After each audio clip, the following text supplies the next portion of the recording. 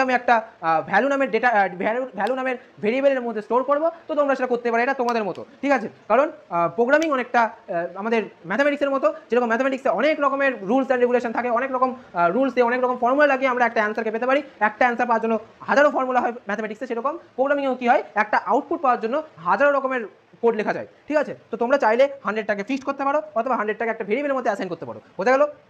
আচ্ছা, এরই জাস্ট লুপেরই যদি আমি সিএর কোডটা করে দিই, লুপেরই যদি আমি জাস্ট সিএর কোডটা করে দিই, দেখো আমি এখানটা করে দিচ্ছি, এই জাস্ট এই লুপটারই সিএ কোডটা ব্লু কালার আমি করে দিচ্ছি, তাহলে তোমরা যারা সায়েন্সের যারা আছো তাদের একটু হেল্প হয়ে যাবে। For i equal to n-1 I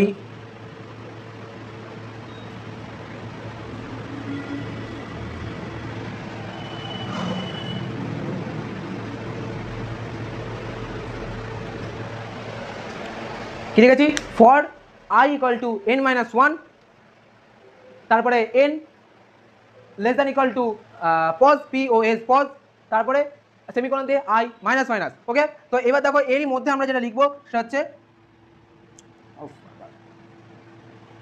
A, যেরকমটা আমরা এখানে লিখেছি সেরকমটাই লিখে দেবো, +1 ইকুয়াল টু এ।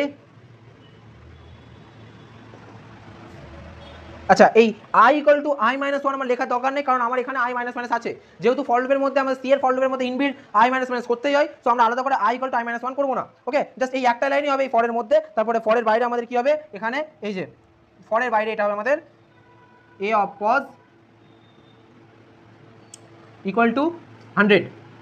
100টাকে কোনো ভেরিয়েবলের মধ্যে রাখলে সেই ভেরিয়েবলের নামটা এখানে পুট করে দিলে হয়ে যাবে। আচ্ছা, এখানে আরেকটা যেটা জিনিস আমি লাস্ট জুড়বো সেটা হচ্ছে অ্যাড করবো, সেটা হচ্ছে দেখো এন মানে কি ছিল, এন মানে হচ্ছে total number of value, N মানে এন এর মধ্যে যেটা অ্যাসাইন ছিল সেটা কিছু টোটাল নাম্বার অফ ভ্যালু, তাই না, টোটাল নাম্বার অফ ডেটা, যতগুলো ডেটা আমার অ্যারের মধ্যে এক্সিস্ট করছে, অ্যারের মধ্যে 6টা ডেটা ছিল, ওই জন্য n ইকুয়াল টু 6 ছিল, কিন্তু এখন অ্যারের মধ্যে ভ্যালু ইনসার্ট হয়েছে, তার মানে অ্যারের মধ্যে আমার ভ্যালু যেটা 6টা ছিল সেটা এখন 7টা হয়ে গেল, অ্যারের মধ্যে ভ্যালু ছিল 6টা, সেটা আমার এখন 7টা হয়ে গেল, তাই না। সেই জন্য আমরা লাস্টে গিয়ে কী করবো, এনটাকে এই যে n ইকুয়াল টু n+1 এইটা আমাদের করতে হবে, বোঝা গেল, n ইকুয়াল টু n+1। আচ্ছা, এখানে আমাদের সেমিকোলন দেওয়ার দরকার নেই, কারণ এগুলো সব সুডোকোড বা অ্যালগরিদম, তোমরা যেটাই বলো, ঠিক আছে। তো এখানে আমরা সেমিকোলন দেবো না, সেমিকোলন আমরা এই জায়গাতে দেবো,